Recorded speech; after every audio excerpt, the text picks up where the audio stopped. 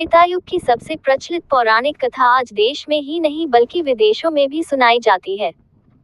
जब विष्णु के अवतार माने जाने वाले भगवान राम ने लंकापति रावण की कैद से अपनी पत्नी माता सीता को छुड़ाने के लिए रावण को पराजित कर असत्य पर सत्य की जीत का उदाहरण दिया था।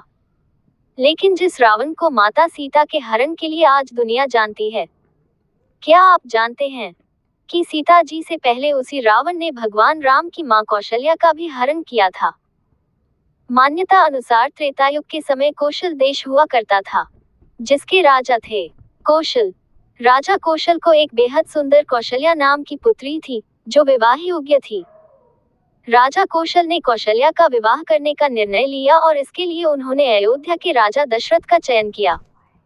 अपनी इच्छा राजा दशरथ के सामने व्यक्त करते हुए राजा कौशल ने राजा दशरथ को विवाह का प्रस्ताव सुनाने के लिए अपने दरबार में आमंत्रित किया।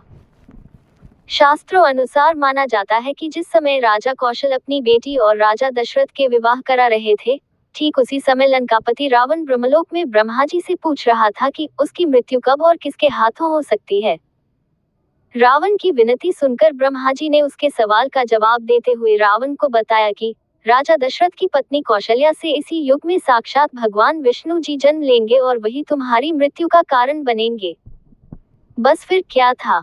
ब्रह्मा जी की बात सुनकर रावण अपनी पूरी सेना लेकर अयोध्या की ओर प्रस्थान कर गया।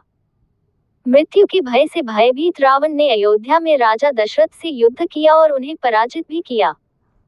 रावण और राजा दशरथ के बीच हुआ ये युद्ध सरयू के निकट हो रहा था। इस दौरान राजा अपने मंत्रियों संग नौक में थे। रावण ने सभी नौकाओं को तहस नहस कर दिया था, लेकिन राजा दशरथ और उनके मंत्री सुमंत नदी में बहते हुए समुद्र में जा पहुंचे थे। राजा दशरथ को नदी में डूबा हुआ समझकर रावण अब अयोध्या के बाद कौशल नगरी जा पहुंचा। वहां भी उसने भयानक युद्ध कर राजा कौशल को भी पराजित कर दिया। इसके बाद अहंकारी रावण ने कौशल्या का हरण किया और आकाशमार्ग से लंका की ओर सेना के साथ चल पड़ा। लंका जाते समय मौत से भयभीत रावण इस सोच में पड़ गया कि सभी देवता मेरे शत्रु हैं, कहीं ऐसा न हो कि मैं कौशल्या को लंका में कैद करूं और देवता रूप बदल कर उन्हें आजाद न करा ले जाएं। रावण इस बात का सोच ही रहा था कि उसे रास्ते में समुद्र में रहने वाली तिमिंगिल मछली दिखाई दी। फिर रावण ने कौशल्या को उसी तिमिंगिल मछली का निवाला बनाने का फैसला किया। इसके लिए रावण ने पहले कौशल्या को एक संदूक में बंद किया और फिर उसी मछली को सौंप दिया और स्वयं अपनी सेना के साथ लंका लौट गया। मछली संदूक लेकर समुद्र में घूमने लगी। तभी अचानक तिमिंगिल मछली के सामने एक अन्य मछली आए और दोनों के बीच संदूक को लेकर युद्ध होने लगा। इसी दौरान संदूक समुद्र में गिर गया। उसी समय राजा दशरथ भी अपने मंत्री के साथ बहते हुए नदी के मार्ग से समुद्र में पहुंचे। वहां उनकी दृष्टि उसी संदूक पर पड़ी। उन्होंने जब संदूक खोला तो उसमें से कौशल्या निकली और उन्होंने राजा से अपनी आपबीती सुनाई। राजा और मंत्री दोनों ही कौशल्या को उस हालत में देखकर आश्चर्यचकित हो गए थे।